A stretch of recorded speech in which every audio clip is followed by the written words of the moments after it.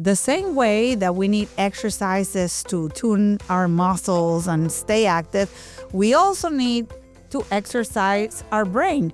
And today we have a very special guest. She's almost a regular in the show, Dr. Chelsie. You're going to meet her because today we're going to be talking about cognitive exercises to help your child adapt to the preschool environment.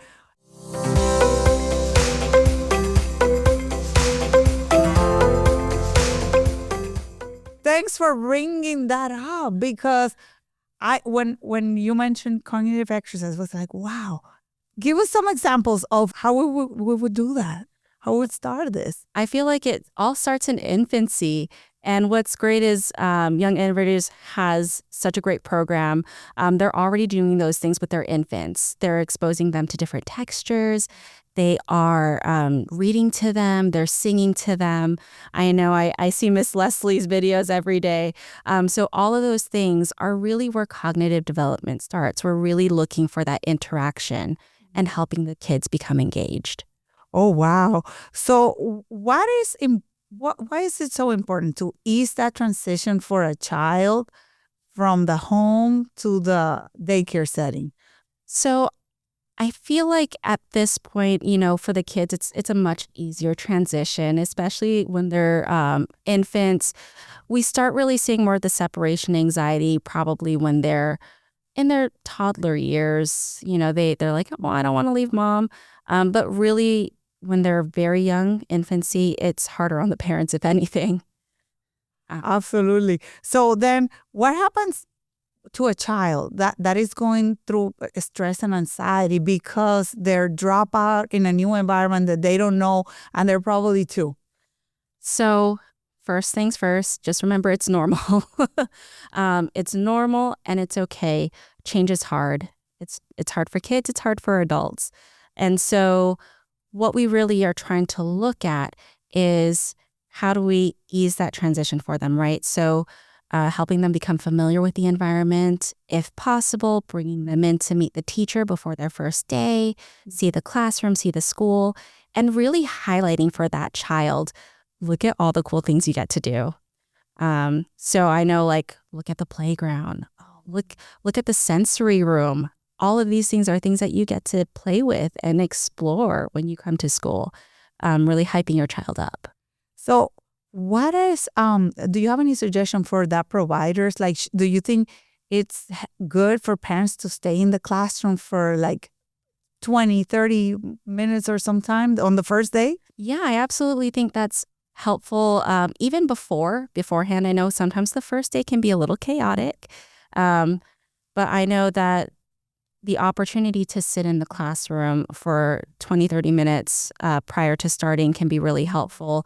I would recommend it beforehand rather than the first day, just because typically first day of school, maybe mom and dad are returning to work.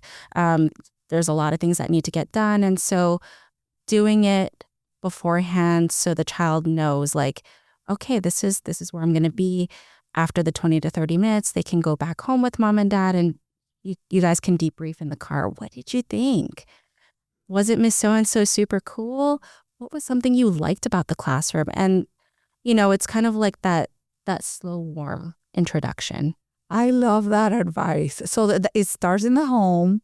And then how do you establish that communication and that bond with the teacher? I mean, you're giving us the most precious thing you have, your baby. You're entrusting us. So how do you know if you can trust that caregiver?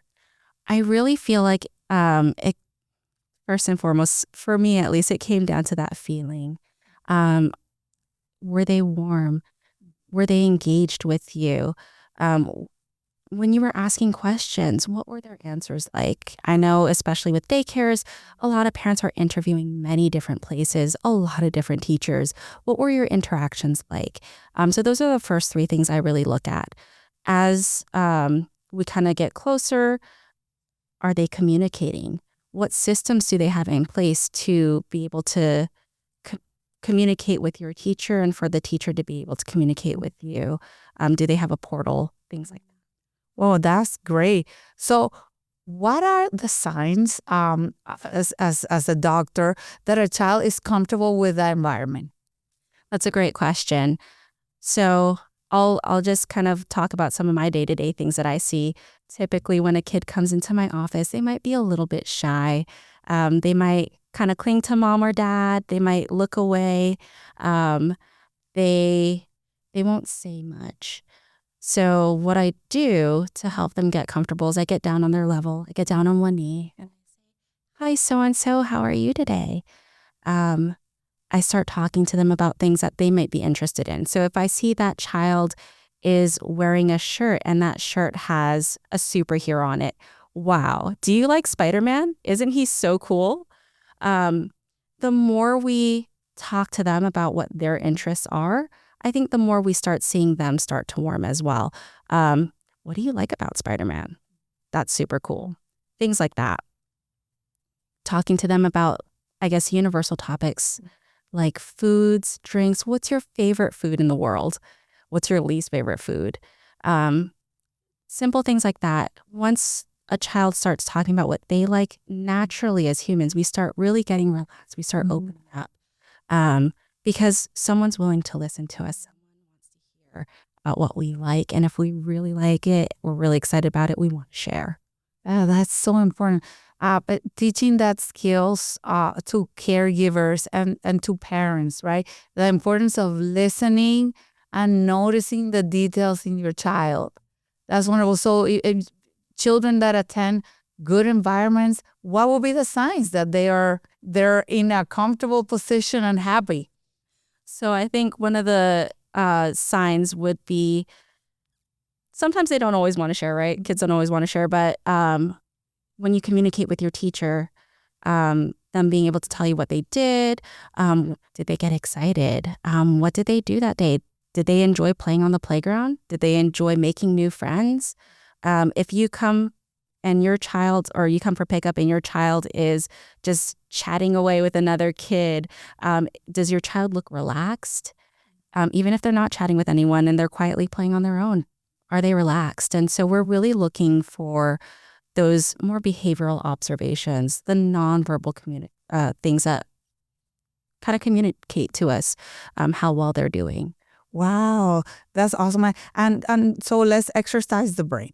What would be a good exercise that you would recommend for parents to practice at home? So I would say it varies by age. For infants, I would start with reading and singing.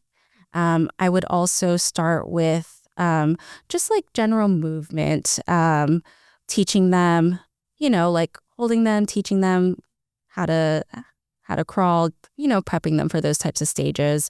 As they get older, having them start to take over, probably more pre-K kindergarten, having them starting to take over the reading. When they're probably in that toddler stage, having them follow along, using picture books. Oh, what's that a picture of? That's the sun. You're right. And just really engaging with them. Games like peekaboo or hiding an object and taking it away and asking them, where did it go? Those types of things I think are really engaging for them. For infants, as they become toddlers and pre-K kindergarten, matching games, board games, more things that are hands-on, not so much on the screen. Those are really great opportunities for us to teach them and help them learn. And it also helps them develop their motor skills. And you are a brain specialist. I love that you are also a psychologist. What are the consequences of the screen time in young children? And you see that a lot with young parents. They go to a restaurant and they hand them the phone and that's it. What is acceptable? What is your recommendation? So my recommendation is really for meal times, we want to try and put the screen away. I know it's really easy, especially if we've had a hard day. But really, when we think about meal time, that's family time. That's our time to be able to interact with one another. Kids are learning more than just communication at the dinner table. It's more than just a meal. It's talking about your day. So communication. It's being able to recognize etiquette. What's appropriate at the table? What's not appropriate? We're teaching them things like manners. We're teaching them how to appropriately engage. We're not shouting at the table. We're talking in a good conversational tone, things like that. And so really those skills, as we practice them, make for a more well-rounded child. Absolutely. And what happens? So most of American children, or I don't know the statistic for either come from like divorced families or families that are not together.